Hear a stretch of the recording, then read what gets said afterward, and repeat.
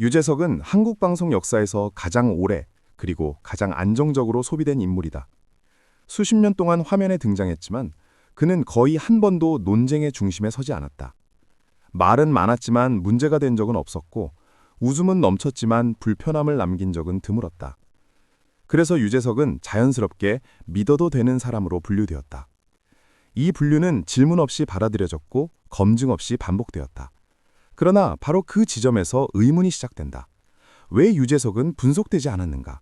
왜 그는 늘 예외로 남았는가? 많은 사람들은 그 이유를 성격에서 찾는다.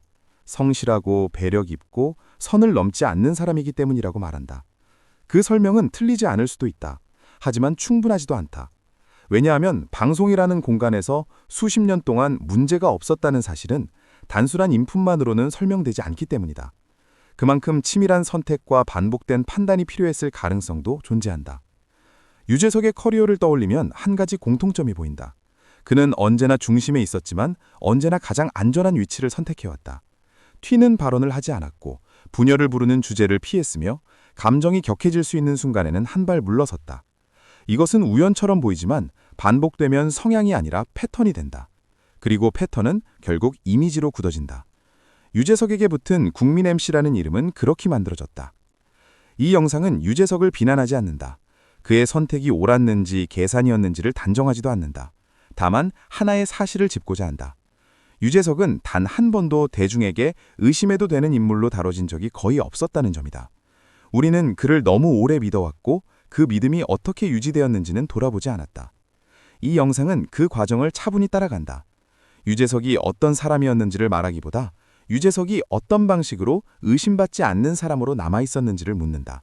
그리고 그 질문은 이제부터 하나씩 구체적인 사실로 이어진다. 유재석에 대해 가장 널리 공유된 인식은 이것이다. 그는 늘 옳은 선택을 해왔고 그래서 실수가 없었다는 믿음이다. 그러나 이 인식에는 중요한 전제가 빠져 있다. 옳은 선택을 했다는 사실과 틀릴 가능성이 높은 상황 자체를 만들지 않았다는 사실은 전혀 다른 이야기다. 유재석의 커리어를 자세히 들여다보면 그는 언제나 판단이 요구되는 순간마다 가장 논쟁이 적은 방향을 선택해왔다. 이 선택은 비겁함이 아니라 생존 전략일 수도 있다. 하지만 분명한 것은 그 전략이 반복되며 하나의 일관된 패턴을 형성했다는 점이다. 그는 중심에 서는 역할을 맡았지만 중심에서 균열이 생길 수 있는 지점에는 발을 들이지 않았다. 사회적 갈등을 불러올 수 있는 발언, 해석이 분열될 수 있는 주제, 책임의 화살이 집중될 수 있는 입장은 자연스럽게 비껴갔다. 그 결과 유재석은 늘 문제가 발생하지 않는 진행자로 남았다. 문제는 이 상태가 너무 오래 지속되면서 하나의 착각을 만들어냈다는 것이다. 마치 그에게는 애초에 틀릴 가능성 자체가 존재하지 않았던 것처럼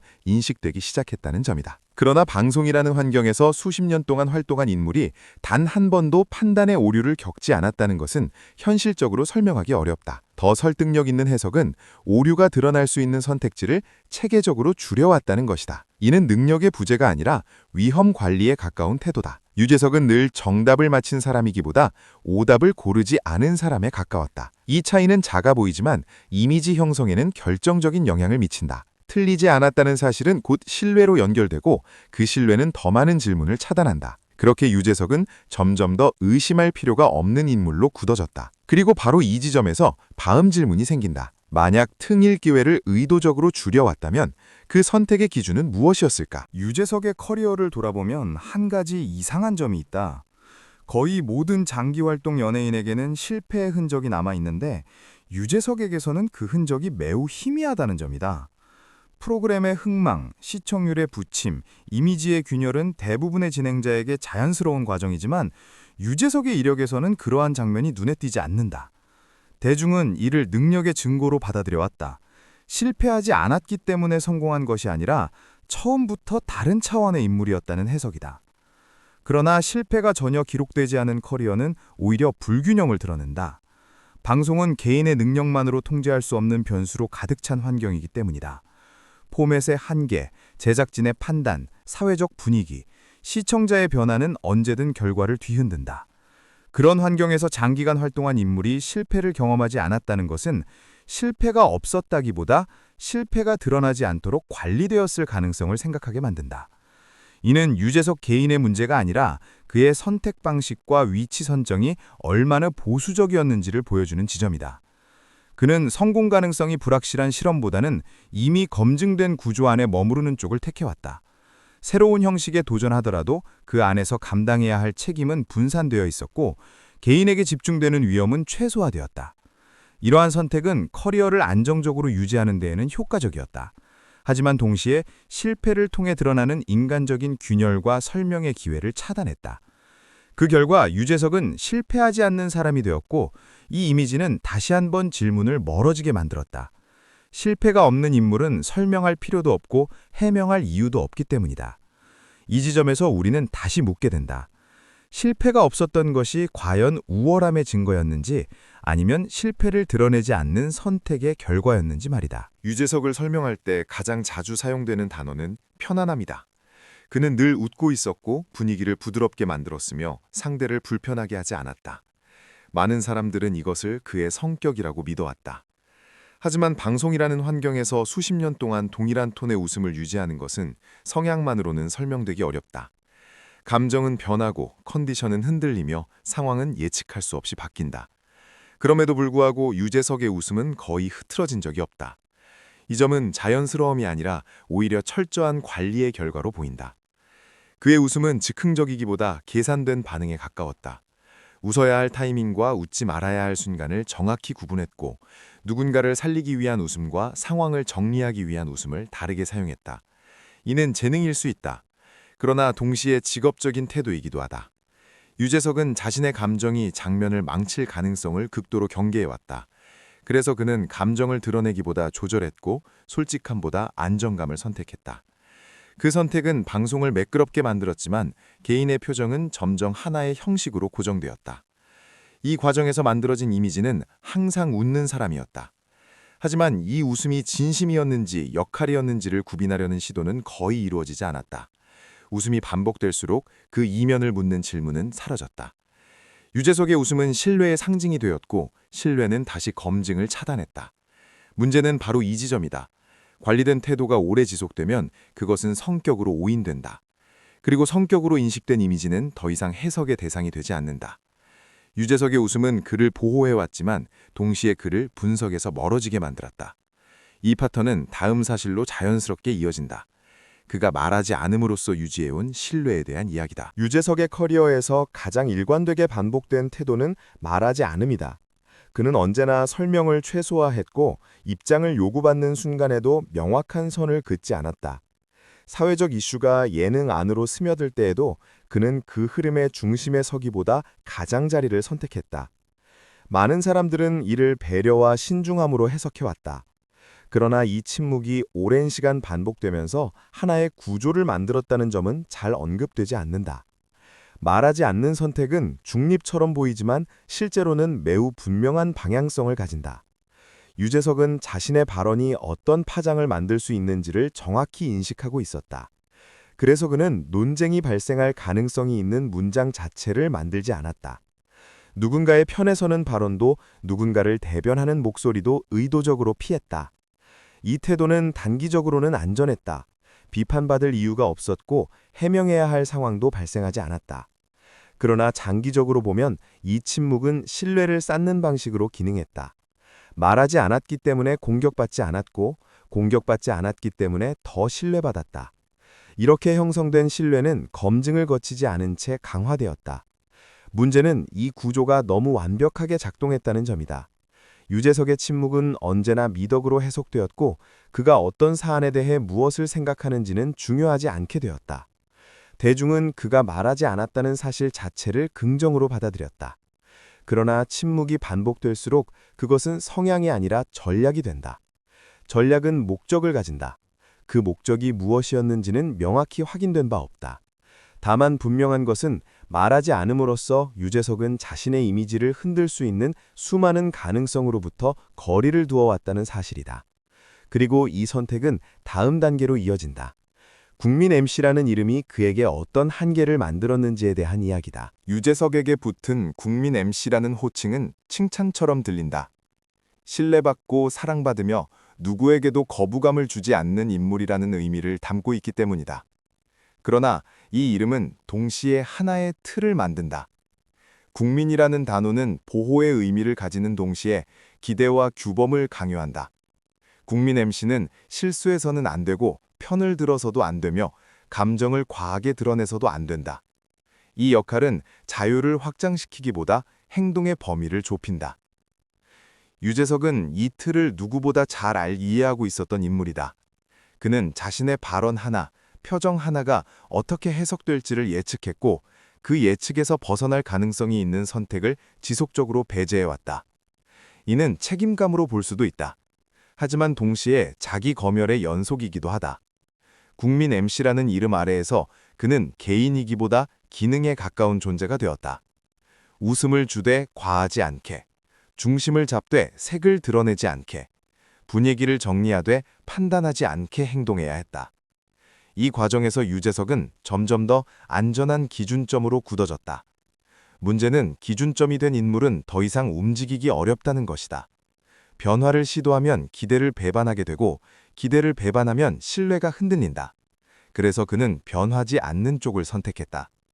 변화하지 않는 선택은 실수가 적지만 가능성도 줄인다. 유재석이 오랜 시간 같은 위치에 머물 수 있었던 이유는 이 선택 덕분이었을지 모른다. 그러나 동시에 그가 다른 모습으로 해석될 여지는 점점 사라졌다. 국민 MC라는 이름은 그를 보호했지만 그를 하나의 이미지 안에 가두는 역할도 해왔다. 그리고 이 한계는 그의 사생활이 거의 드러나지 않았던 이유와도 맞닿아 있다. 유재석의 사생활은 거의 알려져 있지 않다. 많은 사람들은 이를 성숙한 선택 혹은 대중의 존중이라고 받아들여왔다. 그러나 사생활이 장기간 공백으로 남을 때 그 공백은 단순한 보호를 넘어 또 다른 효과를 만든다. 정보가 없는 인물은 오해를 덜 받는 대신 인간적인 균열도 함께 지워진다. 유재석은 가족, 감정, 개인적 갈등을 거의 드러내지 않았고 그 결과 그는 점점 사람이기보다 역할로 인식되기 시작했다. 사생활을 공개하지 않는 선택은 위험을 줄이는 데 매우 효과적이다. 해석의 여지를 차단하고 논란의 씨앗을 없애며 이미지가 흔들릴 가능성을 최소화한다. 유재석은 이 방식을 일관되게 유지해왔다. 그러나 이 일관성은 또 다른 결과를 낳았다. 대중은 그를 이해하려 하기보다 이미 정해진 틀에 끼워 맞추게 되었다. 그는 화내지 않는 사람, 갈등하지 않는 사람, 사적인 고민이 없는 사람처럼 소비되었다. 이는 존중이 아니라 단순화에 가깝다. 문제는 단순화된 인물에게는 질문이 붙지 않는다는 점이다. 감정의 결이 보이지 않으면 공감도 사라지고 공감이 사라지면 해석의 필요성도 줄어든다. 유재석의 사생활이 비어 있었던 이유가 무엇인지는 명확히 확인된 바 없다. 다만 분명한 것은 그 공백이 오랫동안 유지되면서 그를 더욱 안전한 이미지로 만들었다는 사실이다. 안전해진 이미지는 더 많은 신뢰를 얻었고 그 신뢰는 다시 질문을 밀어냈다. 이렇게 유재석은 점점 더 설명되지 않아도 되는 인물로 남게 되었다. 그리고 이 흐름은 동료들과의 관계가 언제나 편안해 보였던 이유로 이어진다. 유재석은 동료들과의 관계에서 언제나 편안해 보였다. 화면 안에서는 갈등을 조율했고 분위기를 살렸으며 누구도 곤란하게 만들지 않았다. 이 장면들은 반복되며 하나의 인식을 만들었다.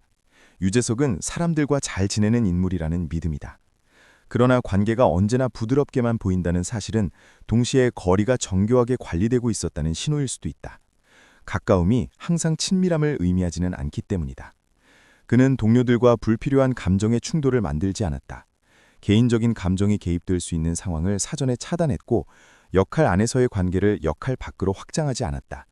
이는 갈등 회피라기보다 관계를 통제 가능한 범위 안에 두려는 선택에 가깝다. 이렇게 관리된 관계는 안정적이지만 깊이를 요구하지 않는다. 깊이가 요구되지 않는 관계에서는 오해도 젖고 책임도 분산된다. 유재석은 이 구조를 오랫동안 유지해왔다. 이 방식은 그의 이미지를 보호하는 데 매우 효과적이었다. 누구와도 문제를 만들지 않았고 누구에게도 상처를 남기지 않는 인물로 남았다. 하지만 동시에 관계 속에서 드러날 수 있는 인간적인 마찰과 설명의 기회도 함께 사라졌다. 대중은 그가 좋은 사람이라는 결론에 도달했지만 그 결론에 이르는 과정은 거의 보지 못했다. 관계가 늘 매끄럽게만 보일수록 그 이면을 묻는 질문은 사라진다. 유재석의 관계는 따뜻해 보였지만 그 따뜻함이 어떻게 유지되었는지는 충분히 설명되지 않았다.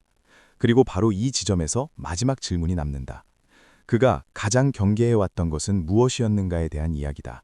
유재석은 오랫동안 칭찬의 대상이었다. 성실하다, 겸손하다, 배려 깊다는 평가는 반복되며 상식처럼 굳어졌다. 이 평가는 그를 보호했고 동시에 하나의 효과를 만들었다. 칭찬이 누적될수록 그의 선택을 설명할 필요는 줄어들었다. 대중은 이유를 묻지 않았다. 좋은 사람이라는 결론이 이미 내려져 있었기 때문이다. 그 결과 유재석의 행동은 맥락 없이도 받아들여졌고 그의 침묵과 회피는 미덕으로 자동 번역되었다. 설명이 사라진 자리에는 신뢰가 남는다.